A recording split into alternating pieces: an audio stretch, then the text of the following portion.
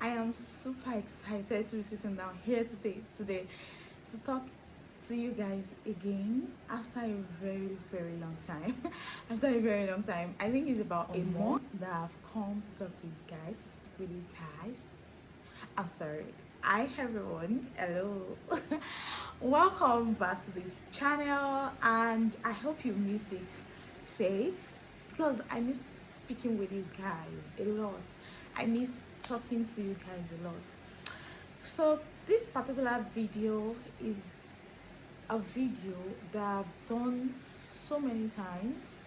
I think I've done this video about 5 times, but I keep deleting them because I wasn't ready to talk about this particular stuff then. But right now I think I'm ready to talk about it. So sit down, take a zobo, and watch till the end. Hello, my name is Olanike Ayobami. I'm a mom of one. I based in Osun State here in Ile-Ife.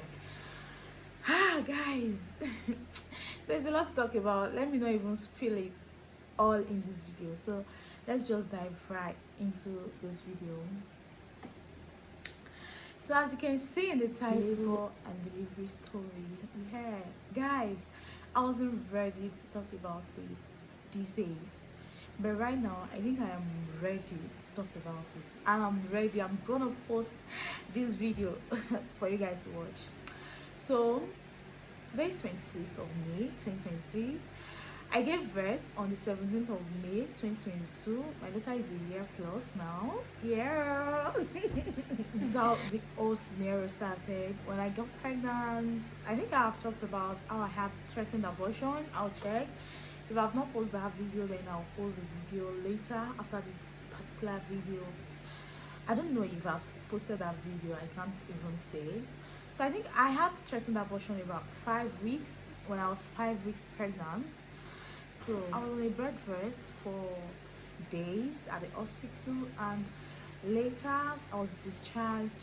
Let's just cut the whole long story short. Ever since I had threatened abortion, I was very careful because I actually looked for that pregnancy before it came, before it finally arrived. So I was very careful of everything I do. I was very careful. I was being careful. So I think when I was about 20 something weeks, I think when I was about 25 weeks pregnant, I had forced contraction. I went to the hospital and the doctor said it's a forced contraction, that I have to take enough rest, and he prescribed some drugs for me. Then I used them, then I was fine. When I was 37 weeks on a Tuesday, exactly 37 weeks on a Tuesday, around past 12 a.m. I woke up. I couldn't sleep again. I was having pain around past 12 a.m. I woke up. I couldn't sleep again. I was having serious backache, serious one, intense backache. Normally, before I got pregnant, I used to have backache anytime I'm done with my period. I think a day or 2 days after my period, I used to have backache. For about that backache will come for 1 to 2 minutes. But you see that 1 to 2 minutes, to be as if it's about 10 hours, because the backache used to be very intense before I got pregnant. So I was feeling that backache, so you could know how bad the back was.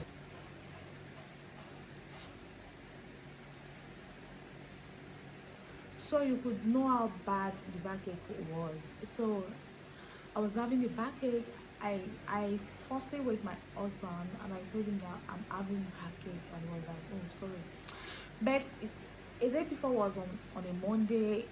That day is Tuesday. I know he went to work on Monday, and I know he's going to work on that Tuesday. I don't want to disturb him, so I have to leave the room for him. Then I came to the room to just sit and bear the pain. The whole thing happened throughout the night. I couldn't sleep. So I think around to 6 past 6, I texted my sister because I wanted to vlog the whole labor stuff. I texted her. She's in Ekiti. I texted her that probably your sister, a baby sister is coming today. I don't know. Maybe you should start coming so that she can help me with the vlogging and stuff. I thought it would be easy. Come on, it is not easy, guys. It's not easy. So that Tuesday is supposed to be my antenatal day. You know, when you get to a certain point, they'll start giving you a weekly antenatal, like weekly appointment for your antenatal. So that Tuesday is my antenatal day. Then I was like, if I'm going to the hospital, then I'll pack everything. Then when I was going to the hospital, I packed all my bag. Like, I already packed my bag. I put them in the car because I don't want them to start disturbing my husband. I don't know if I was in labor, because I was exactly 37 weeks. I don't know if I was in labor, but in case I'm in labor, I don't want them to start disturbing my husband. Just pack everything in the car for my antenatal day, right? So this was when the whole disaster started. When we got to, I stay in Ife, right? I think I used to say it. I stay in Ileweron. If you are in Ife, you probably know where Ileweron is. It's around Ede Road. So, and I registered at Living Hope Hospital in Ife. That Living Hope is in Eleyele. It's a very good hospital, actually. I'm supposed to mention their name, but I already did. So it's a very good hospital. So while I was going, when we got to Campus Gate, see, there is nowhere there's no how I'll be going to Living Hope or going to anywhere from my house. There's no how I'll be going to inside Ife from my house that will not pass through Obafemi University Campus Gate. There is no how. I can't escape that. So when we got to Campus Gate, we were about to get to Campus Gate, then we met this long queue. I was in pain, guys. I was in pain. We met this very long queue. The queue was so long. They were protesting about the ASU strike, the whole ASU strike, the whole 8 months ASU strike then. So there's no how we can pass. Then we want to look for another route. Everywhere was blocked. Everywhere was literally blocked. Then I now remembered when I was in my first trimester, when I did the test, then I found out myself that I was pregnant.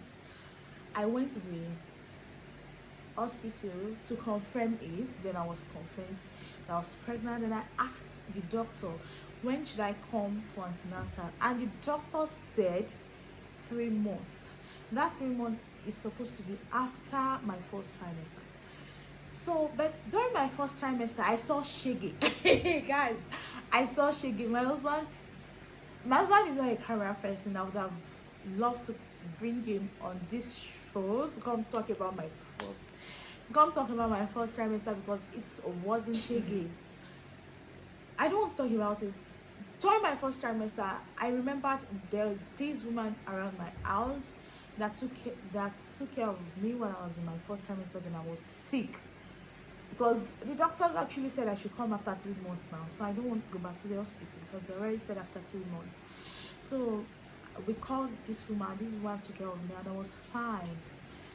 So when I was having that contraction, I don't know I'm in labor. I actually don't know I'm in labor. So we called this woman and we explained to her that this so thing is happening. Then we cannot pass. Like, there's no how I can get to the hospital. That he should just help me get rid of this pain. Then she asked us to come. Then we went. Like, she had this very small clinic. She really tried her best, actually. And when we got there, it's actually close to my house here. So when we got to our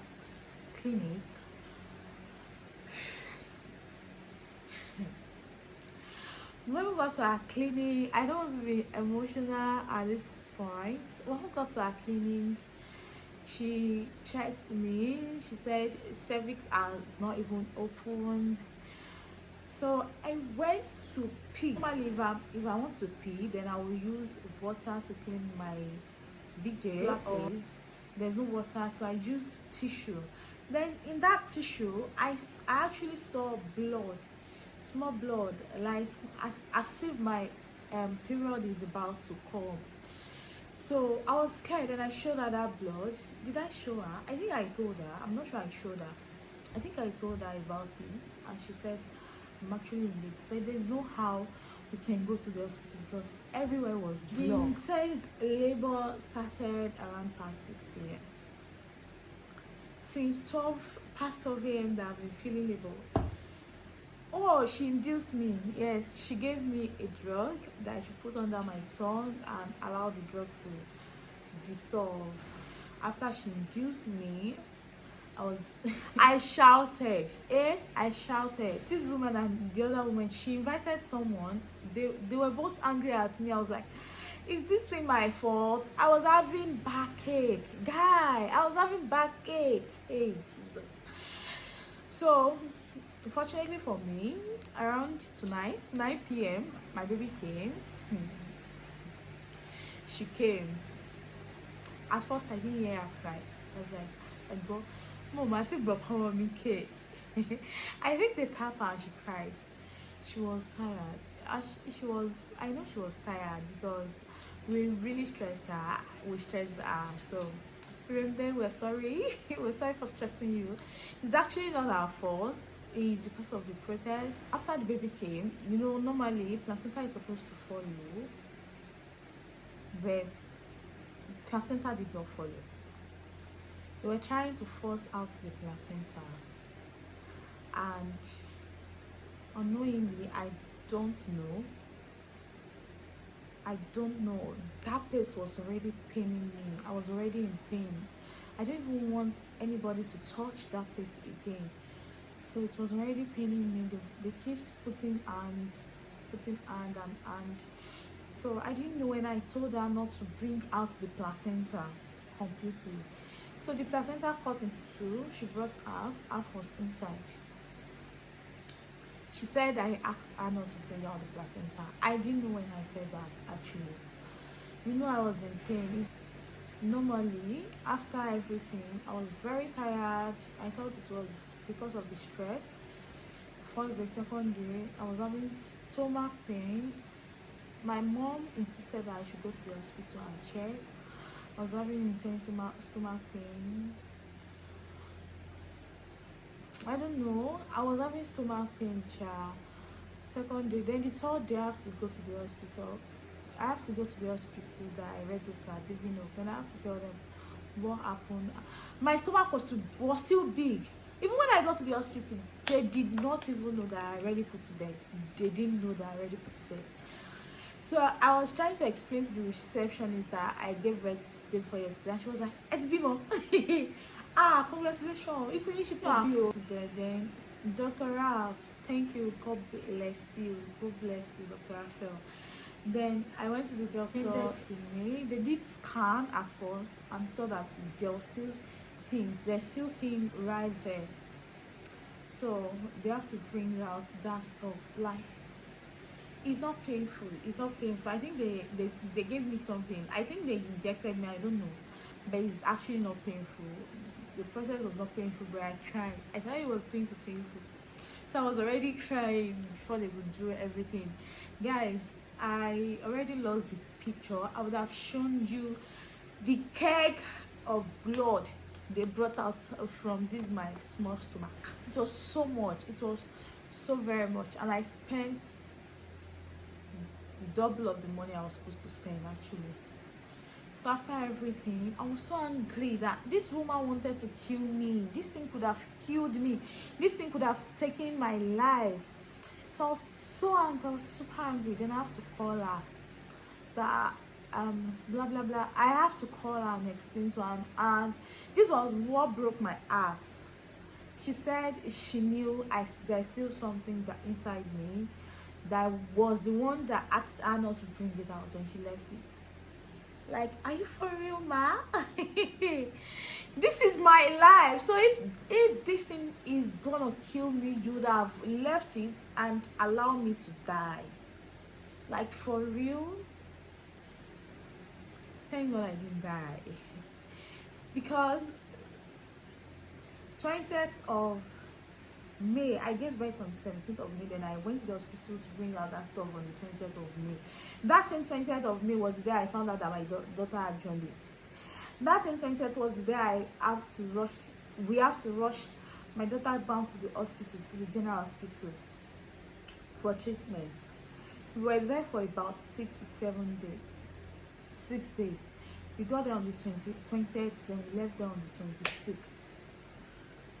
So 20th of May, after my daughter's birthday, they would have that is supposed to be a year remembrance of my birth. My daughter would not be able to have a smooth birthday in her whole life. I thank God, I bless God that it didn't take my life. I bless God that that small, simple and stupid mistake of ours didn't take my life, it didn't claim my life. And I just want to tell you guys, if you're pregnant and you're watching this video, please pass through the normal procedure. Please, no matter what, make sure you pass through the normal procedure. Although what will be, but I've heard terrible stories about people betting in these small clinics and giving up their life for that. Please, I would just advise you to use normal hospital. Use normal hospital. Don't go to small, like, don't just risk your life. I would never advise my enemy to risk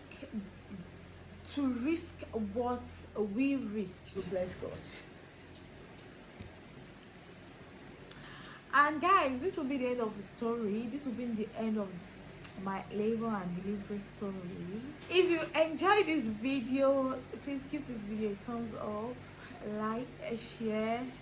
If you have a pregnant woman, you can actually share this labor story with them. I think I will bring in a woman into this channel to come talk about their labor and delivery story, because that shit is actually every woman has different stories. Guys, there's actually a group, we actually have a group, Motherhood Journey, where people were sharing on WhatsApp. Actually, the day people were sharing their own labor and delivery stories, guys, that day was it was an emotional day, because reading different stories is actually not easy. I'll still come on here to come and talk about my first trimester, shege, second trimester and third trimester. Thank you so much for watching this video to this point. I love you, and I'll see you in my next video. Bye. I love you guys.